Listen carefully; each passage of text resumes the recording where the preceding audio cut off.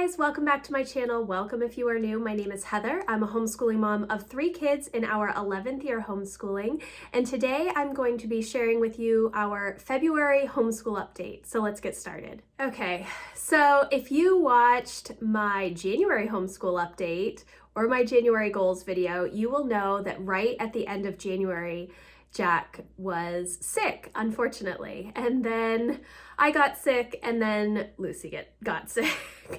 So we are not winning in the sickness department. Right now, everybody seems healthy, and I feel like I've got to knock on wood because we have just had a rough go of it the past several months. So February was not exactly how I had hoped it would be, but it was still good. We were still moving through our homeschool curriculum quite well. I finished several books this month with the kids for read alouds and history, so that was really good, and the kids have been keeping up with their reading and their other work, but it has just been hard. And oftentimes in February, there is a February slump, and usually we don't go through that, mainly because we take the month of December off. So I feel really good about powering through to the end of our homeschool year, which is usually the end of March to mid-April, because we are year-round homeschoolers. That's just when we typically finish up our homeschool curriculum. But because December was so full of sickness for us, which I've talked about probably in every single video since December, I have not felt rested or prepared or anything. So the February slump really hit us hard. And part of the way that I combat that is to start thinking about the next homeschool year, which I have been doing, and that has been a lot of fun for me. I do tend to buy the bulk of our curriculum from Sunlight, and Sunlight has come out with their new 2022-2023 homeschool catalog, so I've been going through that, and we've just been going through our books like normal, but I have felt run down. I think part of that was because I was sick for a couple of weeks, and so I didn't feel all that great, but I just feel like we've been dragging, and it hasn't been as much fun. We aren't really able to go anywhere when one of us is sick, so that's been a bit of a challenge, especially now that we're not tied to the public school calendar, because we stopped doing the band for Emma and Jack, so we have a lot more free time in our schedule, but it's been filled with just recuperating and doing our regular schoolwork. So February was not the best month. I feel like it was successful because we got through everything that we needed to get through. But again, I feel like I'm just going through the motions right now, and I think I just need a break. So yesterday I was thinking about my goals for March and how I've wanted to really focus on decluttering our home and working on some big projects, which are really difficult to do when I'm homeschooling daily, because I do have 3 kids at 3 different levels, and I spend a lot of time facilitating their work and having a lot of discussions, especially with Emma and Jack. And of course, Lucy's only in 1st grade, so she needs a lot of hands-on help from mom, which is fine.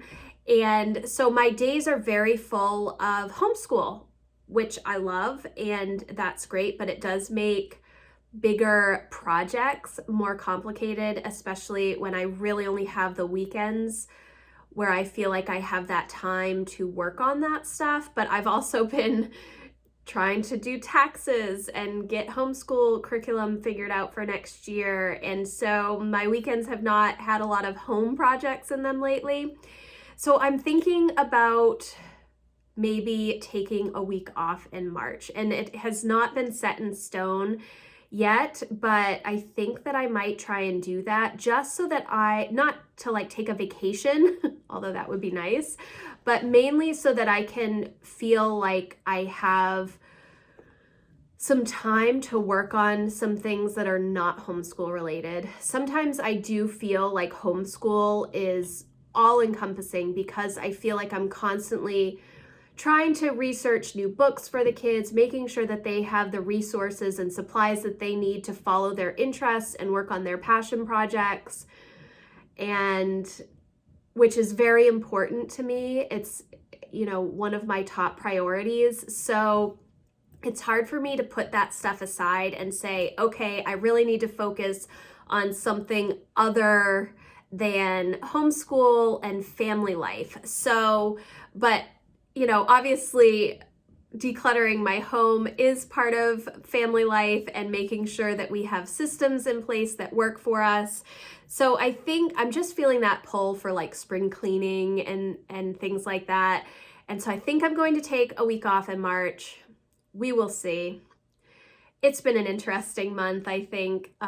It's definitely shown me some different things. I've been doing a lot of research about high school and transcripts, and I'll share some of those resources in just a minute. And it's been a little bit different, not bad, but just different. And I feel like I need to have a little bit of time where I'm not thinking about making sure that the kids are getting their work done and just our general day-to-day life.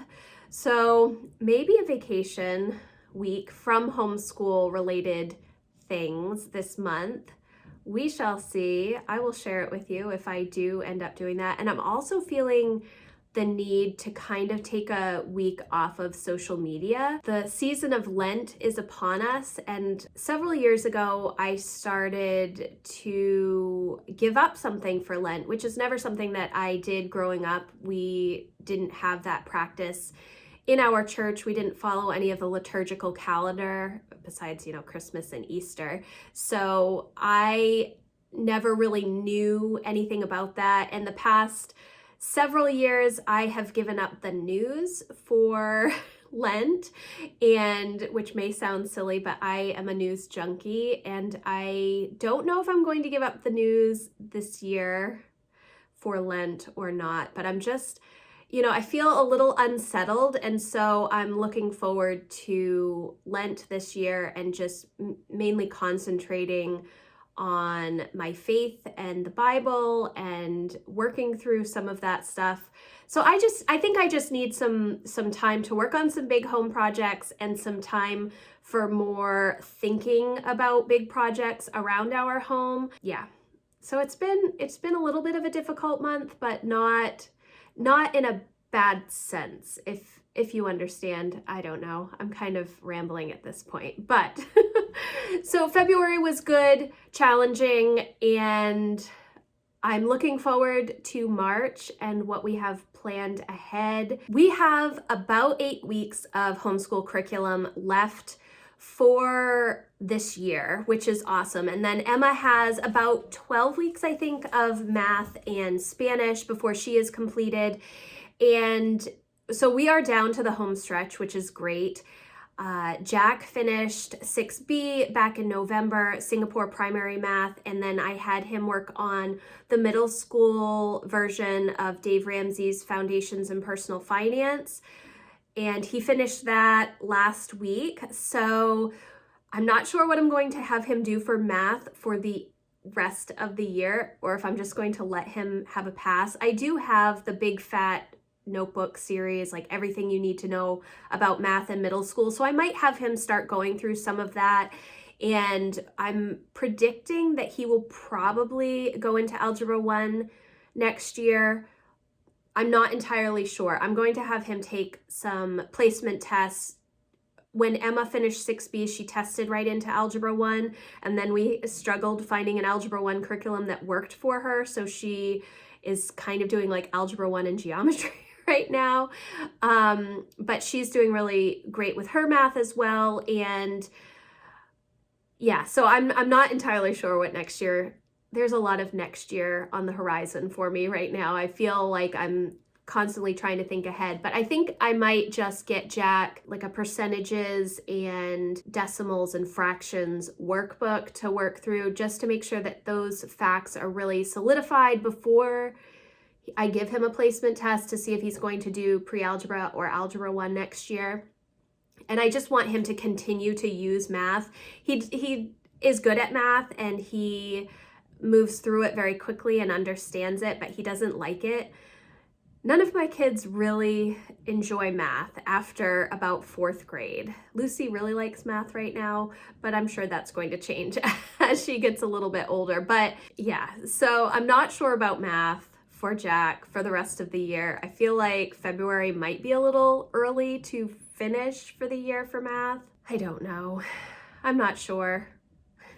This is why I spend so much time planning, because I just don't know what I need to be doing next. It's a lot of thinking for me. Now I'm going to share some of the books that we've been reading in February and that we finished, and some books that we've moved on to now. There's a lot behind me. So first, Emma finished the first 4 Sierra Jensen books. These are books that I had growing up. I can't even remember what, level they are or anything. They're just like cute little romance stories. They may be mystery, I'm not sure. But I had them in a box of old books, and so she read those. She read The Westing Game, which she really, really liked. She thought it was interesting. She really likes those mystery type books. She's just finishing up The Giver. I think she might have 1 chapter left. So she's finishing up that, and then she's also reading Beyond the Bright Sea, which is a book that her friend got her for Christmas, and she's really enjoying that. So she reads that at night. All of my kids like to do reading at night. I tend to let them read as much as they want at night by flashlight, because that's something that I did when I was growing up, and I want to encourage them to read. And also I do a lot of my personal reading at night, fiction reading. I've shared this before. I last year had a goal to read fiction every day, which I pretty much did. And the bulk of my personal reading is after I put the kids to bed, because during the day I'm busy. I always want to sit down in the afternoon to do some like fun reading for myself, but it never happens. So I tend to read a lot at night, and my kids also do that, and I don't really enforce a bedtime with them. I do try and get Lucy to sleep by 9. It's been 9:30 lately. My kids stay up super late.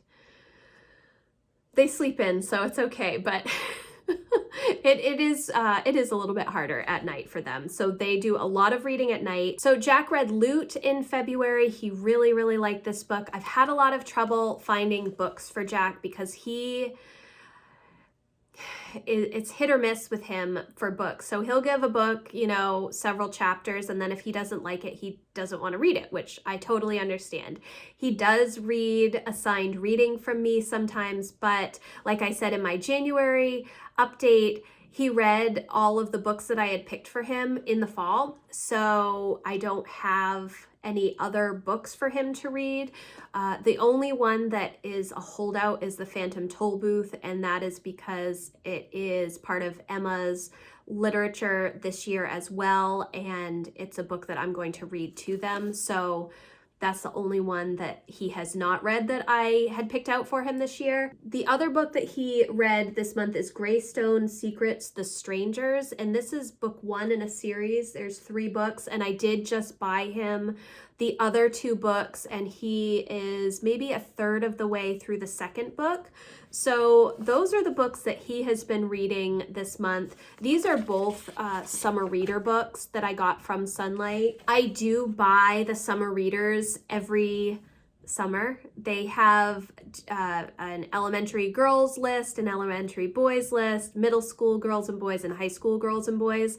And I pretty much buy all of them because I figure somebody is going to read them at some point. Lucy, I haven't been buying the elementary boys books lately because Lucy hasn't been interested in them. She is still learning to read and get that confidence. She did finish her I Can Read It book 2 in February, and we are a quarter of the way through book 3. She does not like the readers. She doesn't enjoy the stories that much, but she's made a lot of progress. And actually in the past couple of weeks at the end of February, she did start picking books off of our shelves in the basement. I have so many readers, level 1, level 2, level 3, beginning chapter books, and she has been picking up pretty much all of the level 2 readers that I have in the basement and reading them at night. Things like Frog and Toad and Amelia Bedelia. And then obviously she read all the Dr. Seuss books. So she has been enjoying that time at night, reading by flashlight like the big kids do and like Mom does. Mom does not read by flashlight. Mom has a Kindle Paperwhite that she reads at night with. But yeah, so she has been really enjoying that time reading at night, and I'm really enjoying that time reading with her. I do sit with her in case she has questions about words, but she's been doing so well, and that is exciting to me because reading has probably been her least favorite subject. And I think it's just because she's, really just learning to read. And so the stories aren't as compelling or exciting, and she needs something a little more fun. So now that she's reading some of the level 2 readers on her own, she's been enjoying that time quite a bit. So we finished The Story of Science, Newton at the Center. This is the second book in a 3-book series. And now we're reading The Story of Science, Einstein something. I'm not sure. I have really enjoyed these books. They are so interesting. There is so much great information in here that I had no idea about. Honestly, when I think about what I'm doing for homeschool and think back to my own educational career, I feel like I didn't learn anything when I was in school except for how to read, write, and do math, because I do not remember learning any of this in school. It's really interesting to me to see the kids enjoy it. Sometimes it's a little bit dry. Sometimes it's a little bit out of their realm of understanding, especially Jack on some of the chemistry and geometry type things. Some of the different formulas that we have talked about for math type things have been a little complicated, especially for Jack because he has not gotten into the upper level maths yet. So that's been a little bit more challenging, but I like the stories. They're pretty short. It's really interesting. And then the other book that we finished, it was The Mystery of the Periodic Table. Again, this was really interesting, and just learning about the periodic table, where it came from, how it used to be organized, and how they came to organize it the way that they did.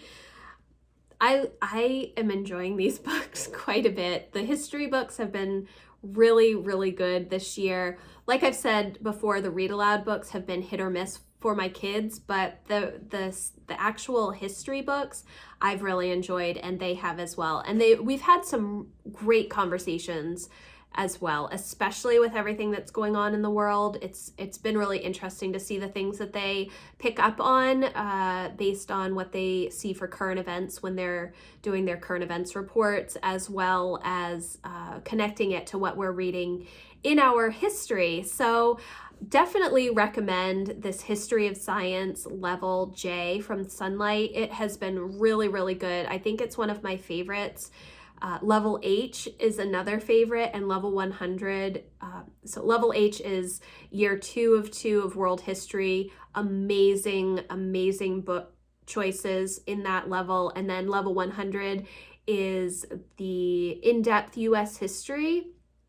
And it's really, really good. So I have definitely enjoyed these books quite a bit. Then we finished Fish in a Tree, and it was good. I did really like this book. I liked how it went. Emma, she has a lot of empathy, and so when she sees characters being mistreated in books, the main character in this book is dyslexic, and there's a bully in her class that is not nice at all, and Emma really struggles with those types of scenarios because she feels that pain that the character is going through so much in her own being. So she did like the book. She liked how it ended. Jack liked the book as well. This is an arrow, I think, from Brave Writer. It is an arrow. I couldn't remember if it was an arrow or a boomerang. I do have the arrow. We have not started it yet, but we are going to start it in March. I like to read the book before we start the arrow so that I have a full understanding of the book when I'm going through the arrow. You don't have to do that. You just really have to read like the first few chapters or enough to get you through the first week in the arrow. But I like to read the whole book first. So as far as the read alouds go, this was one of the better ones that we have read this year. And so the kids did like it.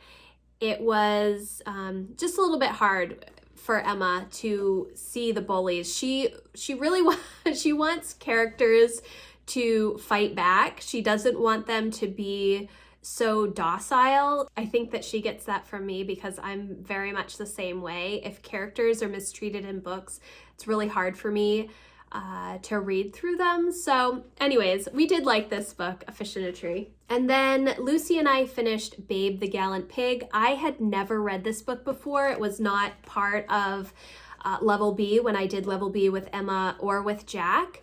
And we liked it quite a bit. And then we did watch the movie. It came out in the 90s, I think. The movie was really cute. The kids enjoyed it. We had like a Friday movie night. I really like to watch the movie after we've read the book, and as my kids get older, we do a lot of compare and contrast between the book and the movie. The biggest one that Emma and I do repeatedly is Pride and Prejudice. She reads Pride and Prejudice a lot, or she'll listen to it on audio, and then we go through all of the different movies that they have associated with Pride and Prejudice. We really enjoy that. So this one was really good. Lucy really loved it. I liked it. It's always good when we all enjoy a book.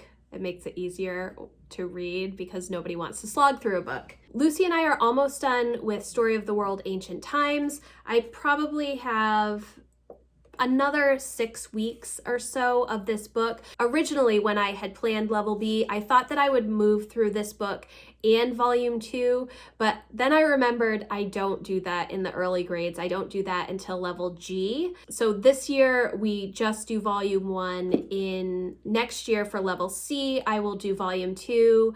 Level D, which is year 1 of 2 of US History, I do Volume 3, and then Volume 4, which has recently been updated, I will do for Level E. And then for the Volume 3 and 4, because I'm doing US History, I don't include all of the stories from these books, The Story of the World, but for B and C, I do read through both Volume 1 and Volume 2 in entirety. And then we just started The Prairie Thief, which is a dart that I'm hoping to do probably in April with Lucy. She is very similar to my older 2 kids. She makes a lot of progress in math and reading, and then the writing, it takes kind of a backseat. I don't do a lot of formal writing in the early grades because I don't think it's necessary. We do handwriting practice, and we start to work on copywork once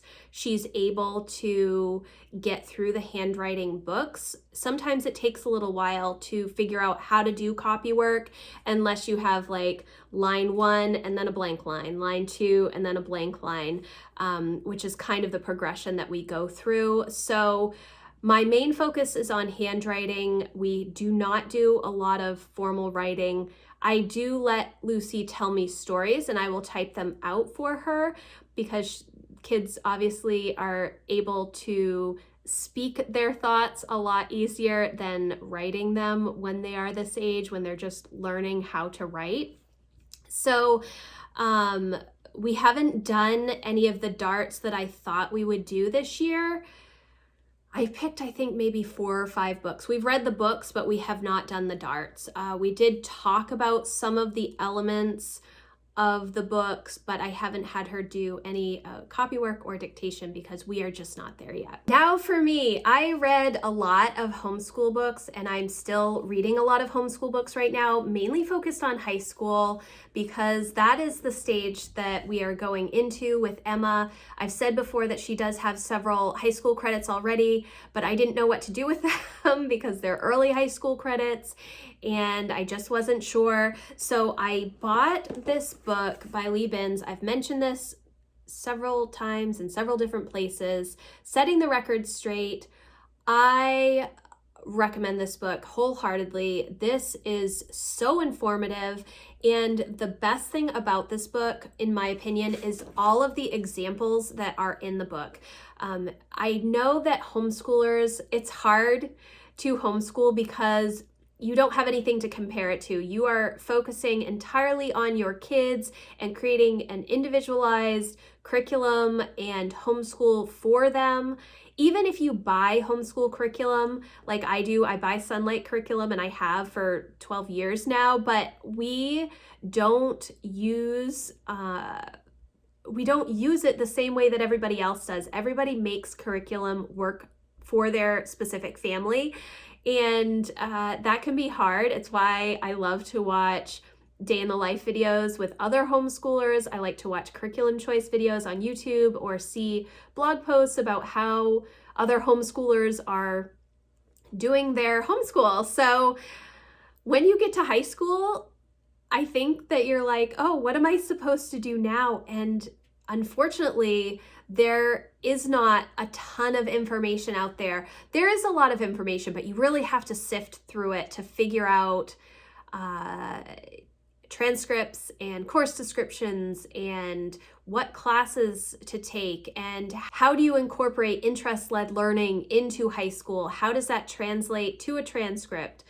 What are colleges looking for? You know, there's so many questions and there's not a lot of examples out there because I've noticed that a lot of homeschoolers, when they get to high school, stop sharing as much, which is understandable because you obviously want your kids to be involved in the amount of information you're sharing about them as they get older, really at any age, honestly. But there's a lot more opportunity for dual enrollment classes and different types of learning in high school, and people just don't share it as much, which is fine. And that makes books like this super, super helpful. So if you have the opportunity to get this book, I definitely recommend it. There are so many examples of different types of transcripts by subject, transcripts by year, course descriptions, how to create course descriptions if you're not using a specific curriculum, how to keep track of all of the grades that you have, how to grade work in high school. Oftentimes, you know, we don't spend a lot of time necessarily grading up through middle school because it isn't necessary. Most homeschoolers teach to mastery, in my experience. So there's not a lot of use for grades. Yes, things like math is easy to grade, but for the most part, I'm not really thinking about that because in my state, I don't need to submit grades for different subjects. So I read this book. It is super helpful. I definitely recommend it just for the examples alone. Then I also finished Thomas Jefferson Education for Teens. I talked about this a little bit, I think last month as well, but I wanted to bring it up again. This is geared more towards your teen, but I definitely recommend parents read it first. It has a list of classics to read for each age through the scholar phase, which is part of Thomas Jefferson education, leadership education.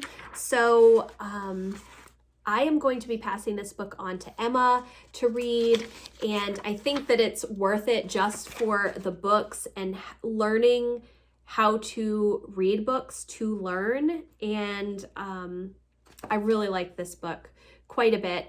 Emma has already read several of the books in here, so I need to go through and sort of make a list and consult her as well to see what books she wants to pick out of here for next year, and which ones are actually in the curriculum that we plan to purchase anyway, which I'm still up in the air about, which isn't good because I'm supposed to be ordering curriculum this first week in March and I still don't know what I'm going to do. The next book that I have not finished but I am currently reading is Hero Education, and it is all about phase 3, the scholar phase of the Thomas Jefferson education model.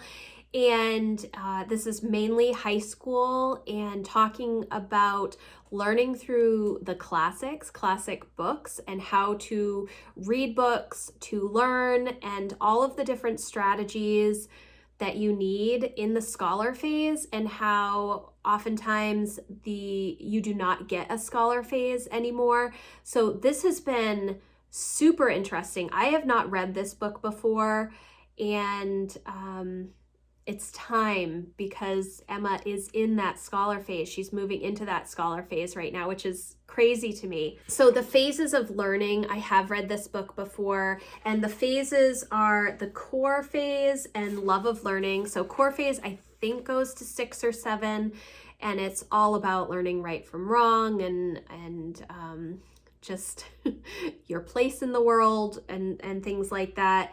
And then love of learning is how it sounds, the love of learning. And then phase 3 is scholar phase, which is usually high school. And then there's depth phase, which is more college level. So, and they do have other phases. I think mission and impact are like family phases, but it's been really interesting to start reading about the scholar phase and remembering some of these things. I read this book, I think, in like 2012, and realized that I definitely liked how this was laid out. I like the discussion model of learning that scholar phase talks about. It talks a lot about how you want to read a book and take notes about the book, and then discuss the book, and then really deep dive into the different lessons in the book and learning that way, rather than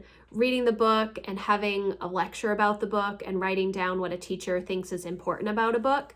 So we tend to do that anyways. That's the foundation of literature-based homeschooling, in my opinion, is we read great books and we have a lot of discussion about it. So those are some of the books that I have been reading this month, homeschool related books. And then some of the other books that I'm reading, I have been working my way through the Eye of the World, based on, it's the Wheel of Time series. That first book, it's very long and I am getting through it a little bit at a time. Some of it is confusing to me. Some of the names are confusing to me, but I'm almost done with that book. I think I'm like 3/4 of the way through. And then I've been reading some fantasy by C.N. Crawford, which has been pretty good. And I started rereading some Mariana Zapata books, which are also really long books, but I enjoy them. And I did mention this in my planning day vlog. I've been listening to The Hating Game on Hoopla because I just watched the movie recently, and so I'm rereading that book through audio, and that has been really good as well. Yes, so that is a very, very long homeschool update, what we've been reading, how things went in February. I'm definitely enjoying these updates because it's making me think through things that we have been doing and making changes when I need to. Again, I think I'm going to take a break in March just to have a week off and hopefully have nobody be sick during that week. We will see. But thank you guys so much for watching. I would love to hear what you've been reading and how your homeschool year is going. Let me know in the comments. And everything that I mentioned, I will have in the description box. Please give this video a thumbs up if you enjoyed it, and I will see you in the next video. Thanks, guys. Bye.